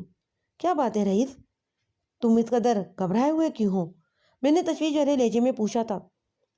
ادھر نصیر آباد میں ظفر گڑھ جیسی ایک اور واردات ہو گئی ہے، کانسٹیبل نے ادھراری لہجے میں بتایا۔ وہاں سے 2 بندے اطلاع دینے آئے ہیں اور بار بار منت کر رہے ہیں کہ ہمیں جلد از جلد وہاں پہنچنا چاہیے۔ موضع نصیر آباد میرے تھانے سے 1.5 میل کے فاصلے پر جنوب مغرب میں واقع تھا۔ میں نے کانسٹیبل سے پوچھا، کیا ڈاکو نصیر آباد کے کسی شخص کی ٹانگ کاٹ کر لے گئے ہیں؟ یہ سوال میں نے اس لیے کیا تھا کہ کانسٹیبل رئیس کے بیان کے مطابق نصیر آباد میں بھی ظفر گڑھ جیسی ایک واردات ہو گئی تھی۔ میرے سوال کے جواب میں کانسٹیبل نے نہیں میں گردن ہلائی اور کہا، نہیں جناب، اس بار ڈاکو پٹواری امیر بخش کا ایک ہاتھ کاٹ کر لے گئے ہیں۔ پٹواری کا چھوٹا بھائی کریم بخش ایک بندے کے ساتھ تھانے میں بیٹھا ہے اور مسلسل یہ اصرار کر رہا ہے کہ پولیس کو فوراً ایکشن لینا چاہیے، اسی لیے میں آپ کو ڈسٹرب کرنے آ گیا ہوں۔ ٹھیک ہے، تم جاؤ اور نصیر آباد جانے کے لیے کسی ٹانگے کا بندوبست کرو۔ میں نے کانسٹیبل سے کہا، میں آ رہا ہوں تیار ہو کر۔ رئیس کے جانے کے بعد میں نے یونیفارم پہننے کے دوران میں جلدی واجبی سا ناشتہ کیا اور تیار ہو کر تھانے آ گیا۔ حوالدار خادم حسین نے میرے کمرے میں آ کر مجھے سلام کیا اور گمبھیر لہجے میں بولا، ملک صاحب، ہمارا خیال تھا کہ ڈاکوؤں کا اگلا شکار چودھری انعام ہوگا، لیکن پٹواری امیر بخش نشانہ بن گیا۔ کیا پٹواری کا ماجہ کے معاملات سے کچھ لینا دینا ہے؟ میں نے پوچھا۔ بالکل ٹھیک ہے جی، وہ ہمیں سر ہلاتے ہوئے بولا، پٹواری امیر بخش اور چودھری فیروز میں بڑی گہری دوستی ہے۔ سراج دین کی 5 ایکڑ اراضی چودھری نے تھی پٹواری کی مدد سے اپنے نام کروائی تھی۔ اچھا، میں نے سوچ میں ڈوبے ہوئے لہجے میں کہا۔ میرا یہ شک رفتہ رفتہ اب یقین میں بدلتا جا رہا ہے کہ ان واقعات کے پیچھے ماجہ ہی کا ہاتھ ہے۔ ایک لمحے کے بعد میں نے حوالدار سے پوچھا، خادم حسین، کیا تم نے زیادہ 2 لباس اہلکاروں کو ظفر گڑھ کی جانب روانہ کر دیا ہے؟ جی ملک صاحب، اس نے تازی انداز میں گردن ہلائی اور بتایا، کانسٹیبل مختار احمد اور فضل محمود آپ کی آمد سے چند منٹ پہلے ہی تھانے سے گئے ہیں۔ میں نے ان کا کام انہیں اچھی طرح سمجھا دیا ہے۔ ویری گڈ، میں نے تعریفی نظر سے اس کی طرف دیکھا اور تشویش بھرے انداز میں کہا، پٹواری والے واقعے کے بعد چودھری انعام کے لیے حالات اور بھی خطرناک ہو گئے ہیں۔ میں نصیر آباد سے ہو کر آتا ہوں، اس دوران میں تم تھانے کے معاملات کو سنبھالنا۔ بے فکر ہو جائیں آپ ملک صاحب، وہ پر اعتماد لہجے میں بولا، میں آپ کو کسی بھی قسم کی شکایت کا موقع نہیں دوں گا۔ اسی وقت کانسٹیبل رئیس نے میرے پاس آ کر بتایا، ملک صاحب، میں نے آپ کے لیے ٹانگے کا انتظام کر دیا ہے اور اطلاع دینے والے کو بھی ٹانگے میں بٹھا دیا ہے۔ اب تم بھی جا کر ٹانگے پر سوار ہو جاؤ۔ میں نے سرسری انداز میں کہا، تم میرے ساتھ نصیر آباد جاؤ گے؟ جو حکم ملک صاحب۔ یہ کہتے ہوئے کانسٹیبل کمرے سے نکل گیا۔ جیسا کہ میں نے آپ کو بتایا، موضوع نصیر آباد میرے تھانے سے محض 1.5 میل کی دوری پر جنوب مغرب میں واقع تھا۔ یہ مختصر سا فاصلہ طے کرنے میں ہمیں چند منٹ لگے ہوں گے، تاہم ٹھنڈی ٹھار کھلی فضا میں سفر کرتے ہوئے ہمیں لگ پتا گیا تھا۔ راستے بھر پٹواری کے بھائی سے بات چیت کا سلسلہ بھی جاری رہا۔ کریم بخش کی زبانی مجھے معلوم ہوا تھا کہ پٹواری کو ابھی کسی ہسپتال میں نہیں لے جایا گیا تھا، تاہم اس کے کٹے ہوئے ہاتھ پر کس کر پٹی باندھ دی گئی تھی، جس سے خون کے بہاؤ میں کمی تو واقع ہوئی تھی مگر خون کا رساؤ جاری تھا۔ میرے نزدیک پٹواری کے گھر والوں نے عقل مندی کا ثبوت نہیں دیا تھا۔ فوری طور پر پٹواری کو اسپتال پہنچانا ضروری تھا۔ موضع نصیر آباد لگ بھگ 100 گھروں کی آبادی کا ایک چھوٹا سا گاؤں تھا، جس میں بسنے والے افراد کی تعداد 300 سے 400 کے درمیان رہی ہوگی۔ ٹانگا پٹواری امیر بخش کے گھر کے سامنے رکا اور مجھے فی الفور اس کمرے میں پہنچا دیا گیا جہاں اس وقت پٹواری ایک گرم بستر پر لیٹا ہائے وائے کر رہا تھا۔ میں پٹواری والے پلنگ کے نزدیک ہی ایک کرسی پر بیٹھ گیا اور پٹی بندھے ہاتھ کا بغور معائنہ کرنے لگا۔ پٹواری کے دائیں ہاتھ کو کلائی کے مقام سے کاٹا گیا تھا اور یہ دل خراش کارروائی کرنے والا اس کا کٹا ہوا دایاں ہاتھ ساتھ لے گئے تھے۔ یہ بڑی حد تک چودھری فیروز والے واقعے سے ملتی جلتی واردات تھی۔ پٹواری امیر بخش کی عمر 55 سال تھی۔ اس نے شادی نہیں کی تھی، لہٰذا اس کے ساتھ بیوی بچوں والا کوئی معاملہ نہیں تھا، جبکہ اس سے 5 سال چھوٹا بھائی کریم بخش شادی شدہ تھا۔ اس کی اولادوں میں 2 بیٹے اور 2 بیٹیاں تھیں۔ کریم بخش کی بیوی جمیلہ ایک سگڑ عورت تھی۔ دونوں بھائی ایک ہی گھر میں ہنسی خوشی زندگی بسر کر رہے تھے کہ گزشتہ رات والے واقعے نے ان کے سکون اور خوشی کو بالا کر کے رکھ دیا۔ پٹواری امیر بخش کی حالت ایسی تھی کہ اب میں سے کوئی لمبی چوڑی پوچھ تاچھ کرتا، تاہم سوالات کرنا اب بھی ضروری تھے۔ میرے سوال پر اس نے بڑی تکلیف سے کراتے ہوئے جو کہانی سنائی وہ چودھری فیروز والے واقعے کی باز گشت تھی۔ ڈھاٹا پوش 3 مسلح ڈاکو، بغدہ اور مڈھی، تکیے کا ڈوری والا غلاف، ظالمانہ کارروائی، یہ جا وہ جا۔ آپ کو کسی پر شک ہے؟ میں نے پٹواری کی آنکھوں میں دیکھتے ہوئے پوچھا۔ تھانے دار صاحب، شک نہیں، یقین ہے مجھے، وہ درد کی شدت سے کراہتے ہوئے بولا۔ یہ اسی نامراد ماجھا کا کام ہے جس نے کل رات چودھری صاحب کی ٹانگ کاٹی ہے۔ ماجھا کی آپ سے کیا دشمنی ہے؟ میں نے کریدنے والے انداز میں پوچھا۔ وہ خواہ ہی میرا دشمن بن گیا ہے، وہ اذیت بھری آواز میں بولا، حالانکہ میں نے کبھی اسے کوئی نقصان نہیں پہنچایا۔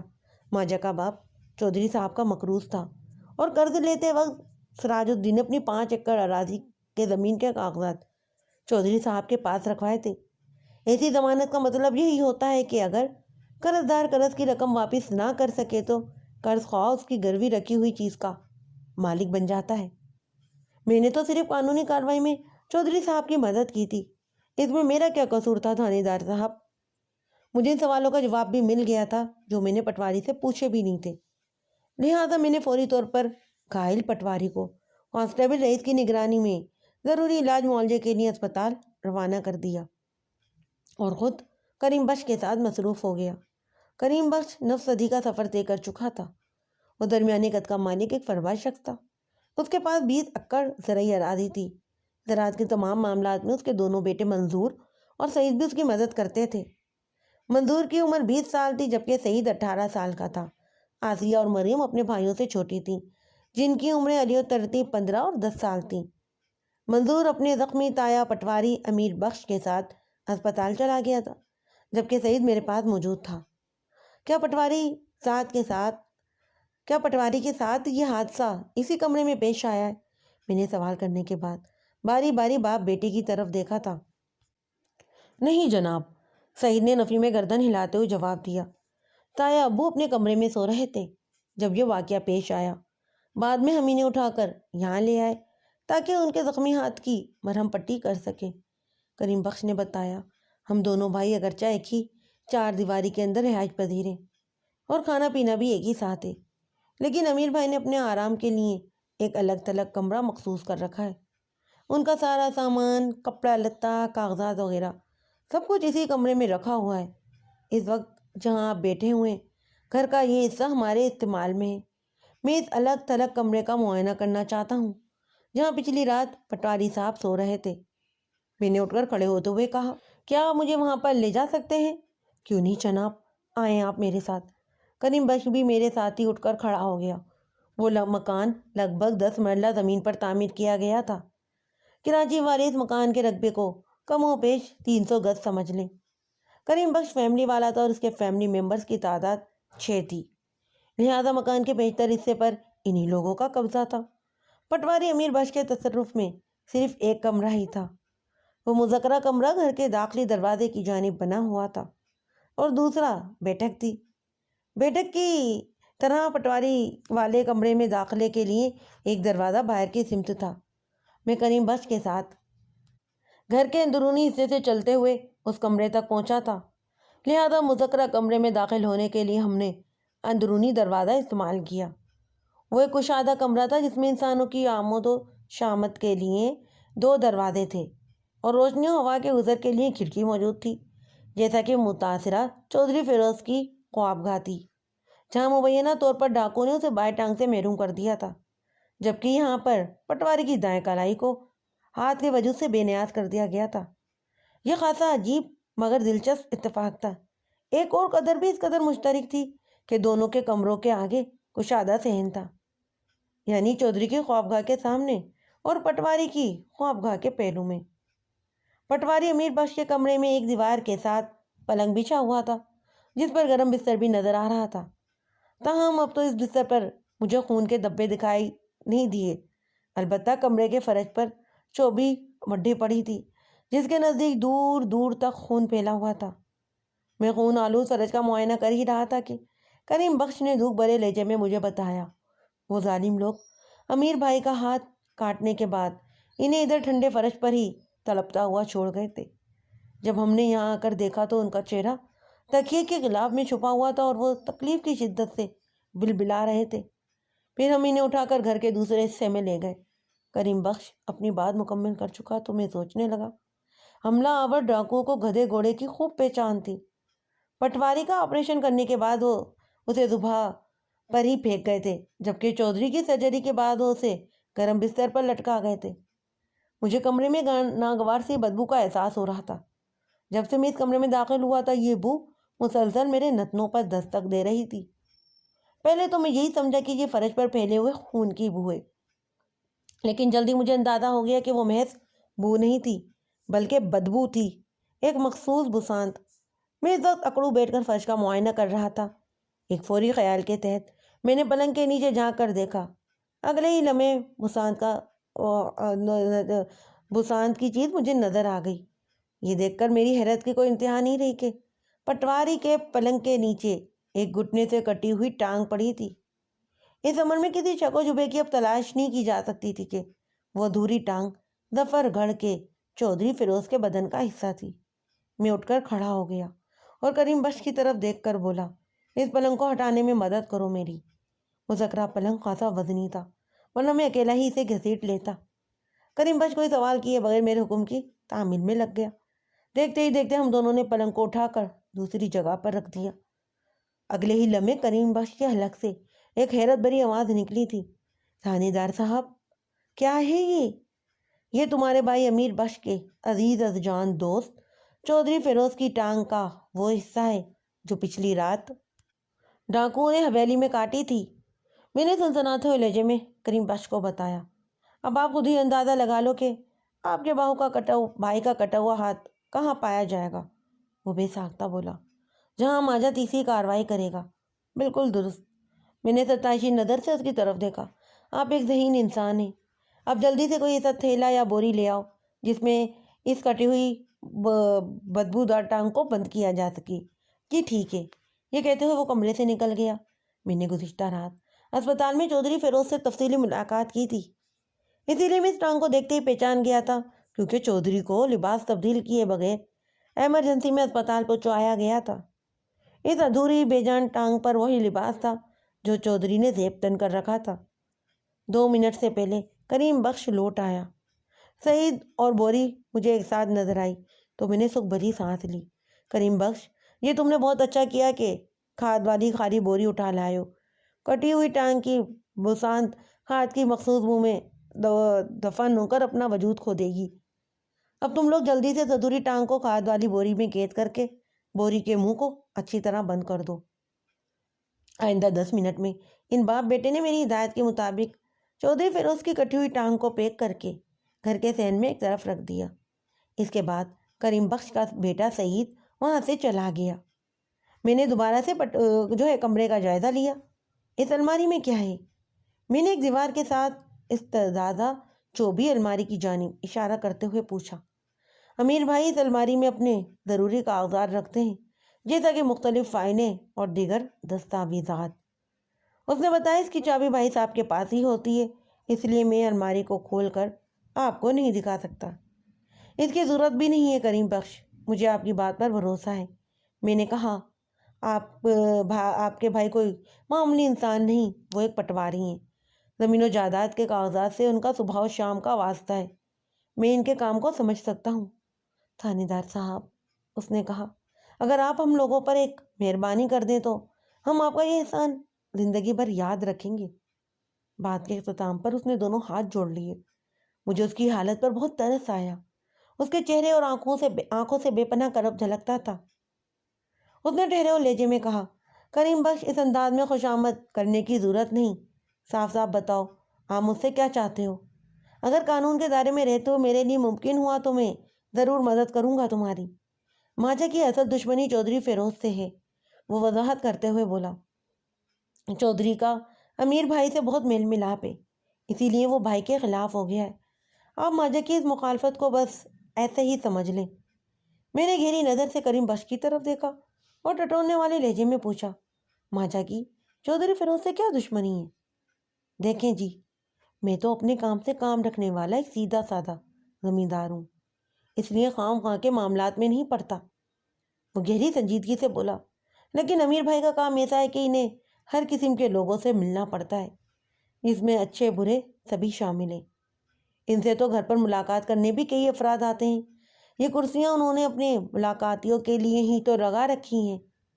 اس نے ایک ساتھ دیوار کے ساتھ لگی 4 کرسیوں کی جانب اشارہ کیا تھا۔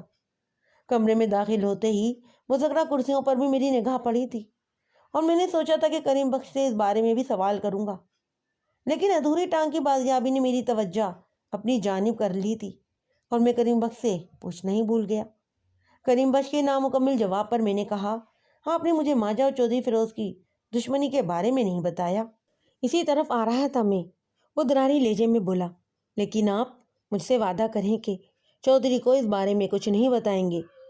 مجھے یہ اندازہ قائم کرنے میں قطعاً کوئی دقت محسوس نہیں ہوئی کہ وہ چودھری کے غیظ و غضب سے حد درجہ خوف زدہ تھا، مگر اپنے پٹواری بھائی کی پوزیشن صاف کرنے کا بھی متمنی تھا، اس لیے وہ مجابہ کے بارے میں کچھ کہنے سے ہی ہچکچا رہا تھا۔ کریم بخش، میں نے اس کی آنکھوں میں جھانکتے ہوئے حوصلہ بڑھانے والے انداز میں کہا، اگر تم نے مجھے سب کچھ سچ سچ بتا دیا تو سمجھو یہ معاملہ یہیں پر ختم ہو جائے گا۔ ہمارے درمیان ہونے والی گفتگو اس گھر کی 4 دیواری سے باہر نہیں جائے گی، لیکن ابھی یا بعد میں، یا پھر کبھی مجھے پتہ چلا کہ آپ نے مجھ سے غلط بیانی کی تھی، تو پھر مجھ سے آپ کسی قسم بھی رعایت کی توقع نہیں رکھنا۔ چودھری فیروز تو ہو سکتا ہے کہ امیر بخش کی دوستی کے طفیل آپ کو معاف کر دے، مگر قانون کو گمراہ کرنے کے جرم میں آپ کا وہ شے کروں گا جس کا آپ تصور بھی نہیں کر سکتے۔ اگر میں آپ سے کچھ بھی غلط کہوں تو میرا جھوٹ میری اولاد کے لیے قہر بن جائے۔ وہ گلوگیر آواز میں بولا، اس سے زیادہ میں آپ کو کوئی گارنٹی نہیں دے سکتا۔ میں نے بغور کریم بخش کی آنکھوں اور چہرے کے تاثرات کا جائزہ لیا، اور مجھے وہاں کسی بھی قسم کی جھوٹ کے آثار دکھائی نہیں دیے۔ میں نے اطمینان بھری سانس لیتے ہوئے کہا، تو شروع ہو جائیں آپ، سن رہا ہوں میں۔ آئندہ 15-20 منٹ میں کریم بخش نے مجھے ظفر گڑھ، وہاں کے چودھری خاندان اور ماجا اینڈ کمپنی کے بارے میں جو کچھ بتایا وہ والدار خادم حسین کی فراہم کردہ معلومات سے میل کھاتا تھا۔ اس سے مجھے 2 باتوں کا یقین ہو گیا۔ اول، خادم حسین میرے ساتھ بالفاظ دیگر قانون کے ساتھ 100% مخلص تھا۔ دوسرا، چودھری فیروز اس کا فرزند صغیر چودھری انعام رذیل درجہ اول تھے۔ انہیں کسی بھی طرح کی تعویق دینا ایک سنگین جرم کے سوا کچھ بھی نہیں تھا۔ ایسے شفاق افراد کی سرگوبی مجھ پر واجب ہو گئی تھی، قبل اس کے کہ ان کی کوئی نئی ضلالت میری سماعت تک رسائی حاصل کرتی۔ مجھے کوئی ہنگامی قدم اٹھانا تھا۔ کریم بخش خاموش ہوا تو میں نے ٹھہرے ہوئے لہجے میں سوال کیا، کیا آپ نے کبھی اپنے بھائی امیر بخش کو سمجھانے کی کوشش نہیں کی کہ وہ چودھری فیروز جیسے افراد سے دور رہیں، کیونکہ اس کماش کے لوگوں کی دوستی کبھی ختم نہیں ہوتی، یہ اپنے ساتھ دوسروں کو بھی لے ڈوبتے ہیں۔ امیر بھائی مجھ سے بڑے ہیں اور پڑھے لکھے بھی ہیں، وہ بے بسی سے بولا، میری بات کا ان پر اثر نہیں ہوتا اور میں زیادہ زور بھی نہیں دے سکتا۔ وہ بہت جلد غصے میں آ جاتے ہیں، پھر وہ کسی کی بھی نہیں سنتے۔ وہ ہمیشہ سے اپنی مرضی کے مالک رہے ہیں۔ جب ہمارے ماں باپ زندہ تھے تو انہوں نے بڑی کوشش کی کہ امیر بھائی شادی کر لیں، لیکن یہ کسی طرح تیار ہی نہ ہوئے۔ اگر انہوں نے ٹھیک وقت پر شادی کر لی ہوتی تو آج ان کے بھی بچے ہوتے۔ خیر، لمحاتی توقف کر کے اس نے ایک افسردہ سانس لی، پھر آسمان کی طرف دیکھتے ہوئے خوفناک لہجے میں بولا تھا، جو سوہنے رب کی مرضی۔ کریم بخش، میں نے اس کے کندھے پر ہاتھ رکھ کر تسلی بھرے انداز میں کہا، تمہیں فکر مند ہونے کی ضرورت نہیں، میں جلد ہی امیر بخش کو راہ راست پر لانے کا کوئی راستہ نکال لوں گا۔ اور ہاں، ہمارے بیچ ابھی جو بات چیت ہوئی ہے اسے بھول جانا۔ اس وقت ہم دونوں کے سوا پٹواری کے کمرے میں اور کوئی موجود نہیں تھا۔ اس نے پوری توجہ سے میری بات سنی اور بڑی فرما برداری سے گردن کو ہمیں لاتے ہوئے بولا تھا، جی تھانے دار صاحب، آپ کا جو حکم۔ اچانک میری نظر پٹواری کے کمرے کے اس دروازے پر پڑی جو باہر گلی میں کھلتا تھا۔ وقت مذکرہ دروازے پر اندر سے کنڈی چڑھی ہوئی تھی۔ میں نے انگلی سے دروازے کی جانب اشارہ کرتے ہوئے کریم بخش سے پوچھا تھا۔ کیا امیر بخش گھر میں آمد و رفت کے لیے یہی دروازہ استعمال کرتا ہے؟ نہیں جناب، یہ دروازہ صرف ان کے ملاقاتیوں کے لیے ہی استعمال ہوتا ہے، کریم بخش نے بتایا۔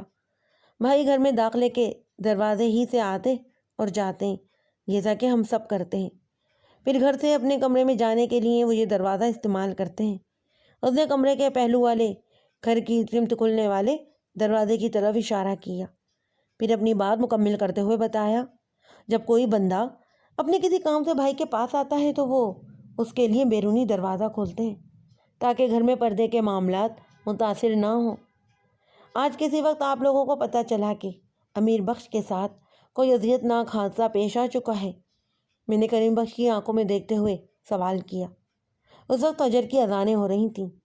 امیر بھائی کی چیخوں کی آواز سب سے پہلے میں نے ہی سنی تھی، بلکہ یوں سمجھے کہ میری آنکھ اسی دردناک آواز سے کھلی۔ میں نے فوراً منظور اور سعید کو جگایا، پھر ہم تینوں امیر بھائی کے کمرے میں پہنچ گئے اور ہم نے دیکھا امیر بھائی فرش پر پڑے بری طرح تڑپ رہے تھے۔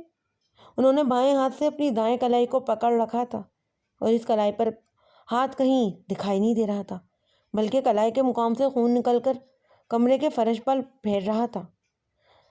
ہم گھائل امیر بھائی کو اٹھا کر گھر کے دوسرے حصے میں لے گئے اور خوب کس کر ان کی زخمی کلائی پر پٹی باندھ دی۔ اس نے ایک جھرجھری لی، پھر میری طرف دیکھتے ہوئے کہا، اس کے بعد ہی میں نے آپ کو اطلاع دینے کے لیے تھانے کا رخ کیا تھا۔ باقی کے حالات سامنے ہیں آپ کے۔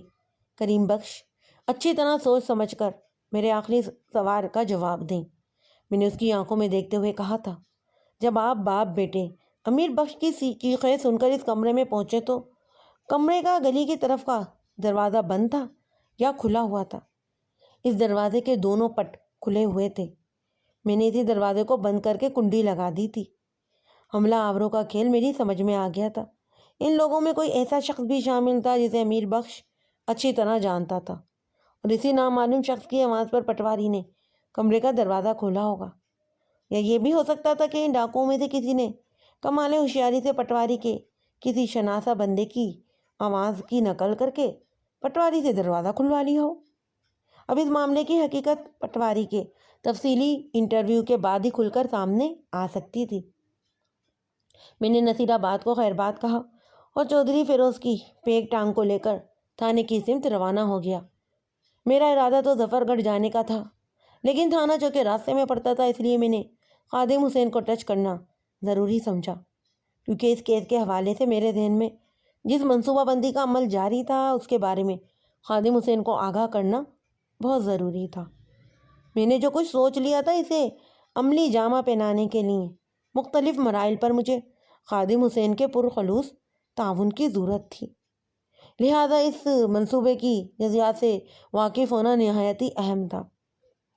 ظفر گڑھ پہنچنے سے پہلے ہی ہماری آمد کی اطلاع وہاں تک رسائی حاصل کر چکی تھی۔ چودھری اکرم نے اپنے حواریوں کے ساتھ حویلی کے داخلی گیٹ پر استقبال کیا ہمارا۔ رئیس پٹواری امیر بخش کو اسپتال پہنچا کر واپس آ گیا تھا۔ میں نے اسے ظفر گڑھ کے دورے کے لیے اپنے ساتھ رکھ لیا۔ اسی کی زبانی مجھے معلوم ہوا تھا کہ چودھری فیروز کو آج صبح ہی اسپتال سے ڈسچارج کر دیا گیا تھا، جس کا مطلب یہ تھا کہ وہ اس وقت اپنی حویلی میں موجود ہوگا۔ میں نے کانسٹیبل کو ڈرائنگ روم میں بیٹھنے کے لیے کہا اور خود چودھری اکرم کی معیت میں چودھری فیروز کے پاس پہنچ گیا۔ چودھری فیروز اس وقت ایک آرام دہ گرم بستر پر گداز تکیوں سے ٹیک لگائے نیم دراز تھا۔ یہ وہ خوابگاہ نہیں تھی جہاں پر قصابی ڈاکوؤں نے اس کے تن سے ایک ٹانگ کو جدا کر دیا تھا۔ میں چودھری کے بیڈ کے نزدیک ہی ایک کرسی پر بیٹھ گیا اور سلام دعا کے بعد گہری سنجیدگی سے پوچھا تھا، اب آپ کی ٹانگ کیسی ہے؟ کافی کم ہے درد، وہ بیداری سے بولا۔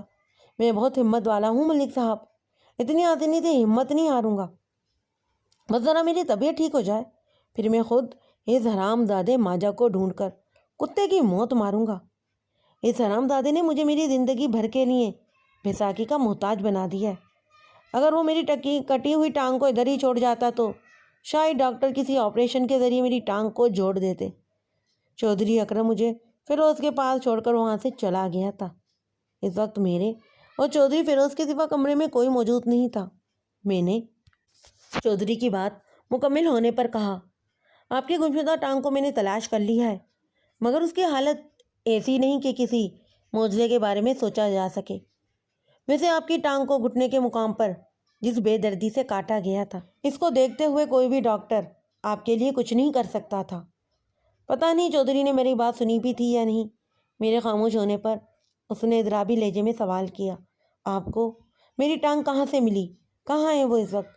اس کے سوالات کے جوابات دینے سے پہلے میں نے ٹھہرے ہوئے لہجے میں پوچھا، کیا آپ کو پٹواری امیر بخش کی کوئی خیر خبر ہے؟ نہیں تو کیا ہوا ہے امیر بخش کو؟ میں تو توقع کر رہا تھا کہ وہ بھی مجھے دیکھنے آئے گا، سب خیریت تو ہے۔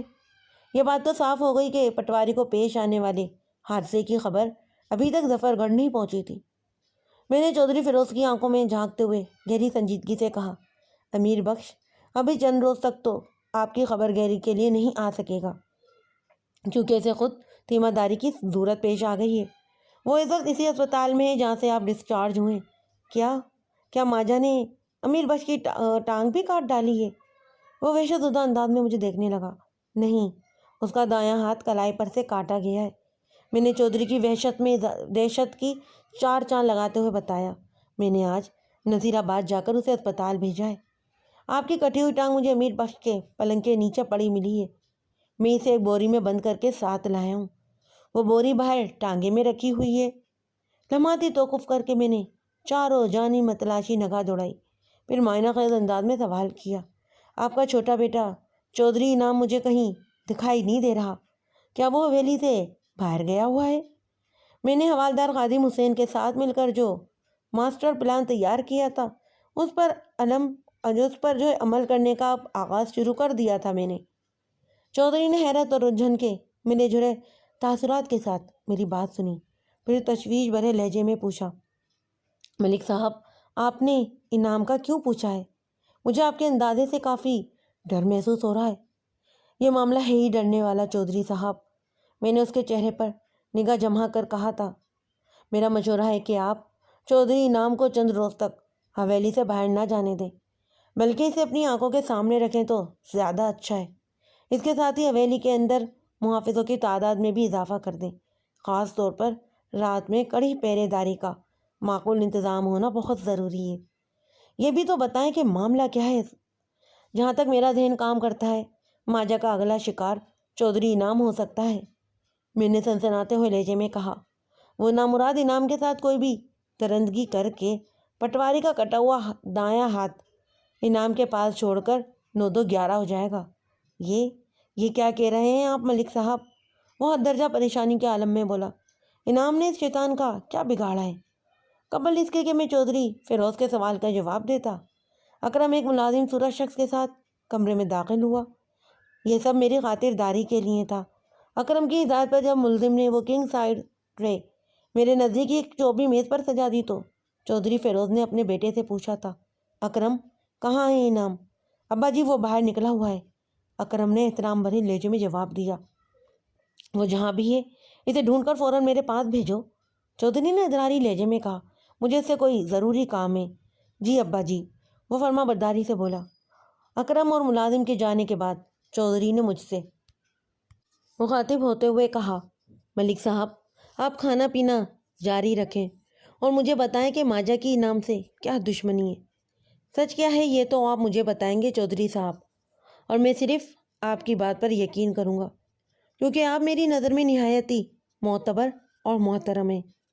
میں نے بڑی احتیاط کے ساتھ اس کی عقل پر پٹی باندھتے ہوئے گہری سنجیدگی سے کہا، لیکن ماجا کے دماغ میں آپ لوگوں کے خلاف جو زہر بھرا ہوا ہے وہ اسی کے مطابق اقدام کر رہا ہے۔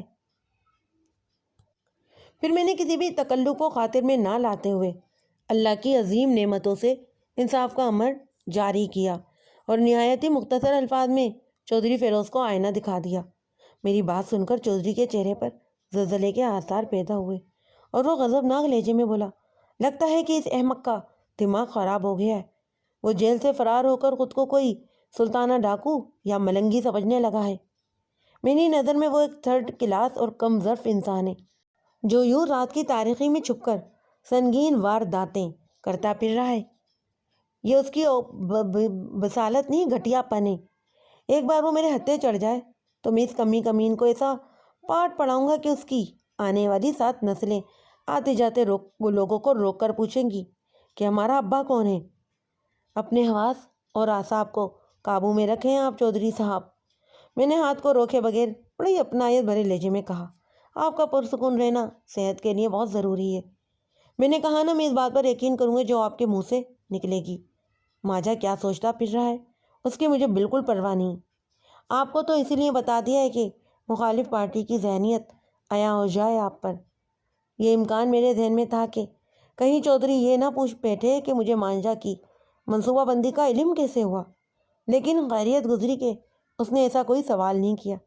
اپنی کٹی ہوئی ٹانگ پٹواری کے ہاتھ کے عبرت ناک اشر اور مستقبل قریب میں چودھری نام کے ساتھ ہونے والی کسی متوقع کارروائی کے بھیانک تصور نے چودھری کی مت مار دی تھی۔ ان لمحات میں وہ مجھے اپنا سب سے زیادہ ہمدرد انسان سمجھ رہا تھا۔